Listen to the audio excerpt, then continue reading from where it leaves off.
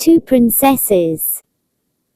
Once upon a time there lived a Raja king, who was left with two little daughters, the two princesses, when his wife died.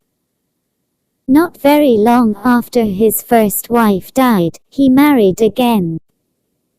His second wife did not care for her stepchildren, and was often unkind to them. The Raja, their father, never troubled himself to look after them, but allowed his wife to treat them as she liked. This made the poor girls very unhappy, and one day one of them said to the other, "Let's not stay here anymore. Come away into the jungle, for nobody here cares whether we go or stay." So they both walked off into the jungle, and lived for many days on jungle fruits. After they had wandered on for a long while, they came to a fine palace, which belonged to an ogre, but both the ogre and his wife were out when they got there. One of the princesses said to the other, "This fine palace, in the middle of the jungle, can belong to no one but the horrible ogre that has hurt our people for so long. But no one is at home now. Let's go in and see if we can find anything to eat. I am so tired of jungle fruit." So they went into the ogre's house and found some rice. One princess kept watch out of the window while the other boiled their dinner. They hadn't even finished their meal, and put the dishes to the sink when the ogre and his wife returned home.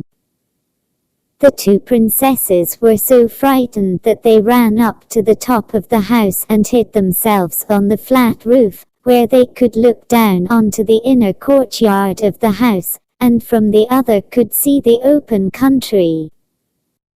But the rooftop was a favorite spot of the ogre and his wife. Here they would sit on the hot summer evenings or hang their clothes to dry in the open sun. The two princesses had to hide. They found shelter behind some stalks of corn, but that would not hide them for long. When the ogre came into the house, he looked around and said to his wife, "Somebody has been moving the furniture, everything looks different." "Wife, did you do this?" "No," she said, "I don't know who could have done all this." "Someone also has been cooking the rice," continued the ogre. "Wife, did you cook the rice?" "No," she answered. "I did not do it. I don't know who did." Then the ogre walked around and around several times with his nose up in the air, saying, "Someone is here now. I smell human flesh and blood. Where can they be?" "Stuff and nonsense," said the wife. "You smell flesh and blood, indeed. Why, with all the humans you killed only this morning, I should wonder if you didn't still smell flesh and blood." They went on quarreling this way until the ogre said, "Well, never mind, I don't know how it is, but I'm very thirsty. Let's go outside and drink some water." So both the ogre and his wife went to a well close to the house, and began letting down jars into it, and drawing up the water, and drinking it. And the princesses, who were on the top of the house, saw them. Now the younger of the two princesses was a very clever girl, and when she saw the ogre and his wife by the well, she said to her sister, "I will do something now that will be good for us and good for everyone." Running down quickly from the top of the house, she crept close behind the ogre and his wife as they stood on tiptoe over the side of the well. The girl grabbed hold of one of the ogre's heels with one hand and one of his wife's heels with her other hand, gave each a mighty push, and knocked the ogres down into the well. They both were drowned. The princess then returned to her sister and said, "I killed the ogres." "What, both of them?" cried her sister. "Yes, both," she said. "Won't they come back?" said her sister. "Never," she said. So the two princesses lived happily in the ogre's house for a long time. In it they found rich clothes and jewels, gold and silver, which the ogres had taken from people they had killed. Every morning the youngest princess would tend to the flocks of chickens and herds of cows, taking them off to pasture, while the older one stayed at home, cooked the dinner, and kept the house. The younger princess, who was the wise one, would often say to her sister in the morning, "Take care that if you see any stranger, be it a man, woman, or child, come by the house, to hide so that nobody may know that we live here. If anyone should call out, and ask for a drink of water, or any poor beggar ask for food, before you give it to them be sure you put on ragged clothes, and cover your face with charcoal, and make yourself as ugly looking as possible. Otherwise, seeing how fair you are, they might steal you away, and we would never meet again." "Very well," her older sister would answer, "I will do as you say." But a long time passed, and no one ever came by that way.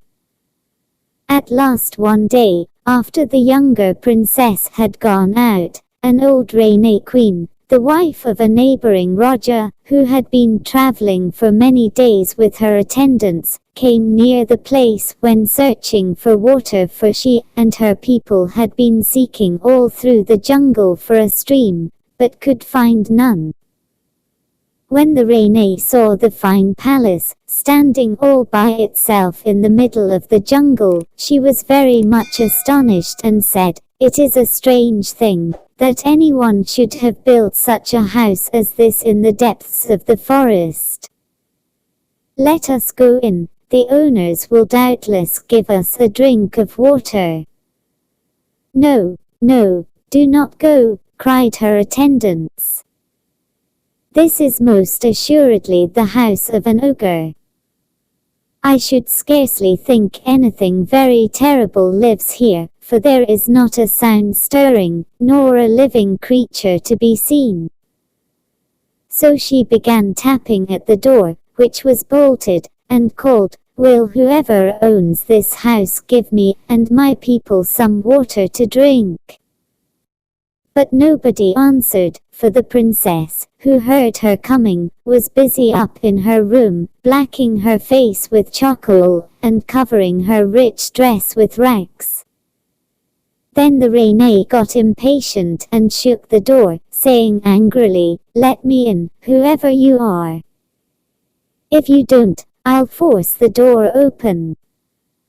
At this the poor, little princess got dreadfully frightened, and having blacked her face and made herself look as ugly as possible, she ran downstairs with a pitcher of water. Unbolting the door, she gave the Renee the pitcher to drink from, but the maiden did not speak, for she was afraid. Now the Renee was a very clever woman, and as she raised the pitcher to her mouth to drink the water, she thought to herself, "This is a very strange-looking creature, who has brought me this jug of water. She would be pretty, but that her face seems to need washing, and her dress also is very untidy. What can that black stuff be on her face and hands? It looks very unnatural." And so instead of drinking the water, she threw it in the princess' face. The princess started back with a little cry while the water, trickling down her face, washed off the charcoal, and showed her delicate features and beautiful complexion.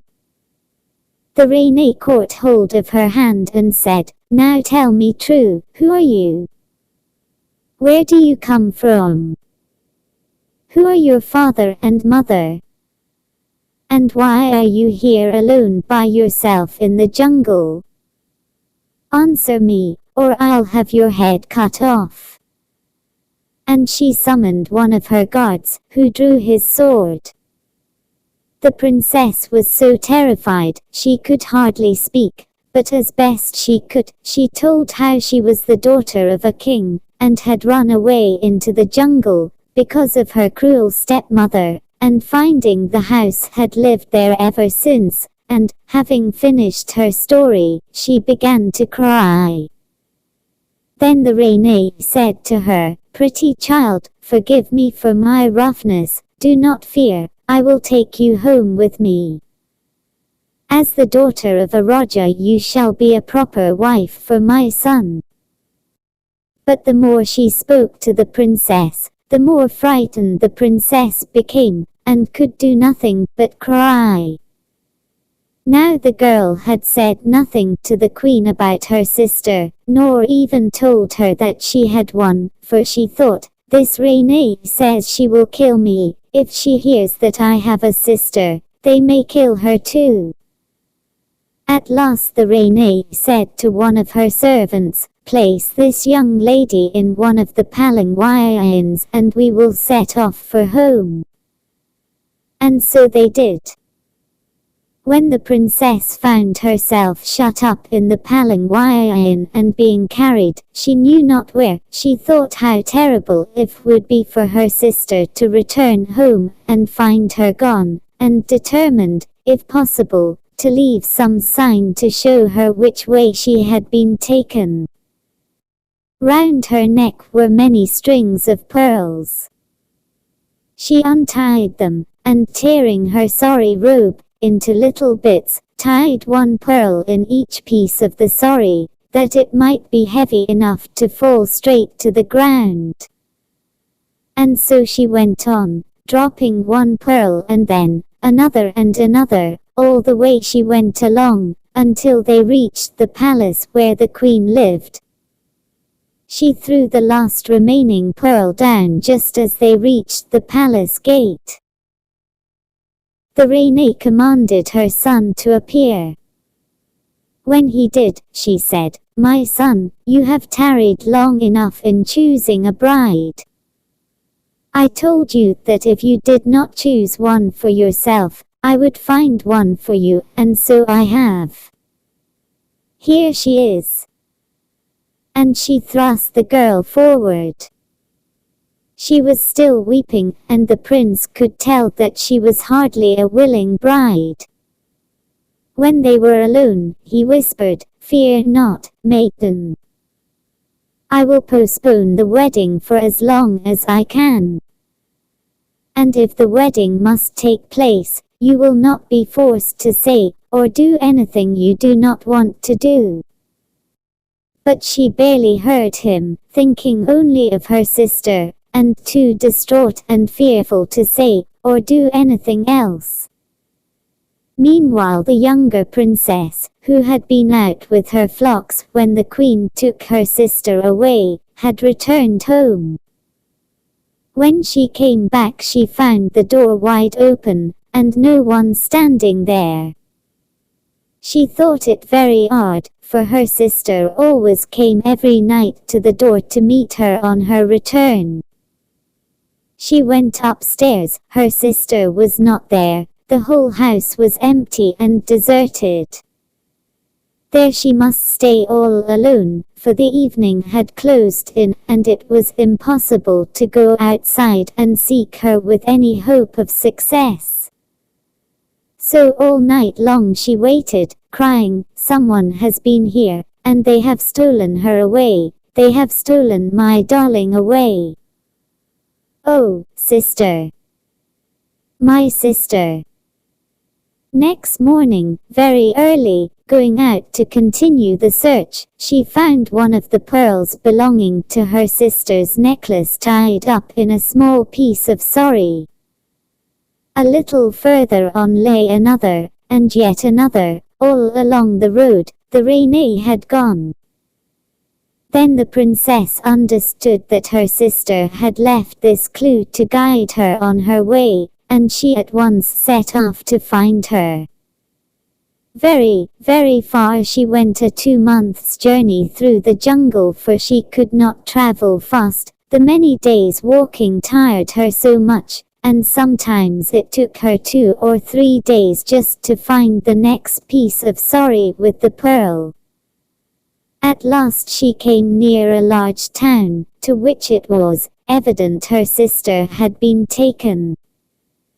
Now this young princess was very beautiful indeed, as beautiful as she was wise, and when she got near the town, she thought to herself, if people see me, they may steal me away as they did my sister, and then I shall never find her again. I will disguise myself.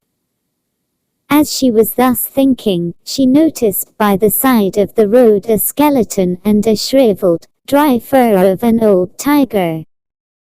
The princess took the skin and washed it, and drew it on, over her own lovely face and neck, as one draws a glove on one's hand.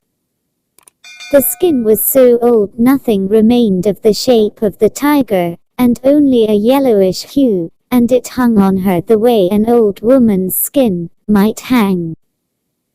Then she took a long stick and began hobbling along, leaning on it, toward the town. On she went, picking up the pearls one here, one there, until she found the last pearl just in front of the palace gate. Then she felt certain her sister must be somewhere near, but where, she did not know. She longed to go into the palace and ask for her, but no guards would have let such a wretched-looking old woman enter, and she did not dare offer them any of the pearls she had with her, lest they should think she was a thief.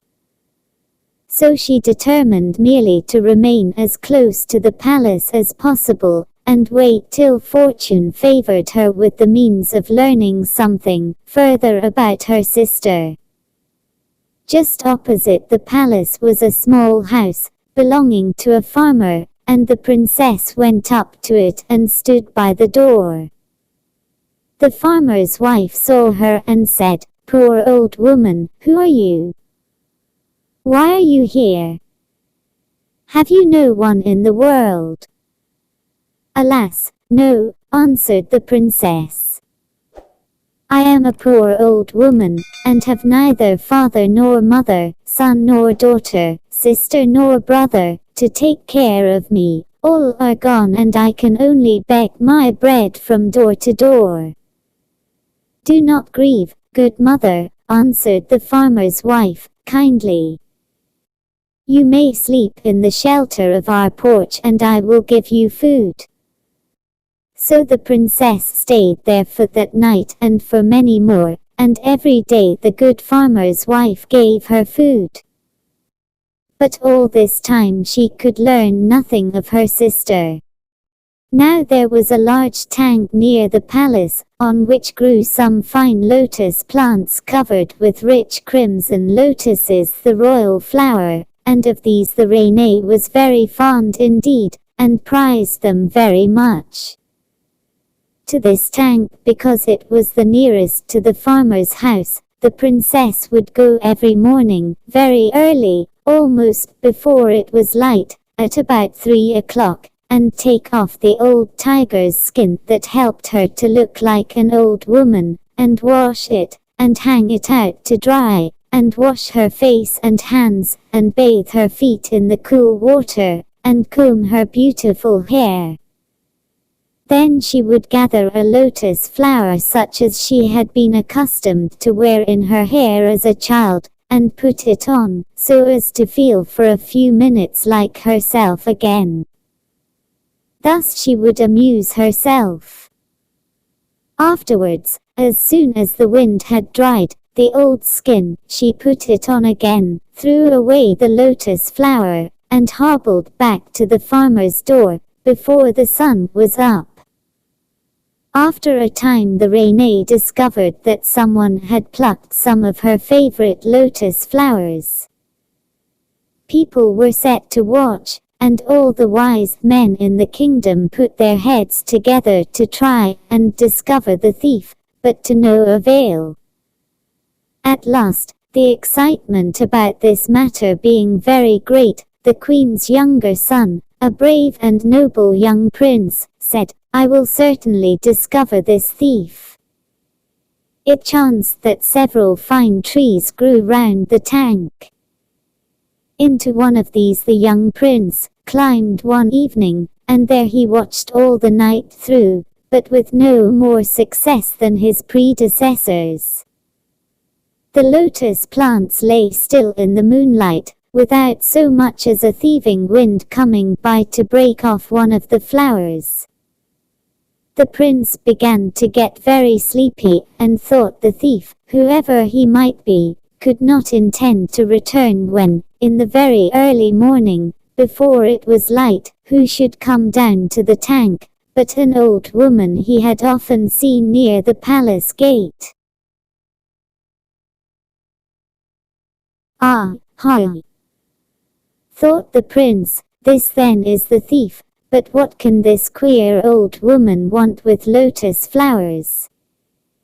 Imagine his astonishment when the old woman sat down on the steps of the tank and began pulling the skin off her face and arms. And from underneath the shriveled yellow skin came the loveliest face he had ever beheld. So fair, so fresh, so young, so gloriously beautiful, that appearing thus suddenly, it dazzled the prince's eyes like a flash of lightning. "Ah," thought he, "can this be a woman or a spirit?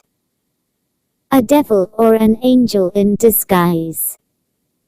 The princess twisted up her glossy black hair and, plucking a red lotus, placed it in it, and dabbled her feet in the water, and amused herself by putting round her neck a string of the pearls that had been her sister's necklace. Then, as the sun was rising, she threw away the lotus and, covering her face and arms again with the withered skin, went hastily away. When the prince got home, the first thing he said to his mother was, "Mother, I should like to marry that old woman who stands all day at the farmer's gate, just opposite." "What?" cried the Rene. "You are mad. Marry that skinny old thing. You cannot, you are a prince. Are there not enough princesses in all the world that you should wish to marry a wretched old beggar woman?" But he answered, "Above all things I should like to marry that old woman. You know that I have ever been a dutiful and obedient son. In this matter, I pray you, grant me my desire." Seeing he was really in earnest about the matter, and that nothing she could say would alter his mind, she agreed, not, however, without telling him in no uncertain terms what a terrible mistake he was making, and sent out the guards, who fetched the old woman who was really the princess in disguise, to the palace. There she was married to the prince as privately, and with as little ceremony as possible, for the Rene wanted no one to know of the matter. As soon as the wedding was over, the prince said to his wife, "Gentle wife, tell me how much longer you intend to wear that old skin. You had better take it off, do be so kind." The princess wondered how he knew of her disguise, or whether it was only a guess. She thought, "He seems kind, but if I take off this ugly skin, my husband will think me pretty, and perhaps he will shut me up in the palace and never let me go away, and then I shall never be able to find my sister. No, I had better not take it off." So she answered, I don't know what you mean. Nobody can change their skin. This she mumbled as if she were a very old woman indeed, and had lost all her teeth and could not speak plain. At this the prince laughed very much to himself and thought, I'll wait and see how long this lasts. But the princess continued to keep on the old skin, only every morning at about 3 o'clock, before it was light, she would get up and wash it and put it on again. Then some time afterwards the prince, having found this out, got up softly one morning early and followed her to the next room, where she had washed the skin and placed it on the floor to dry.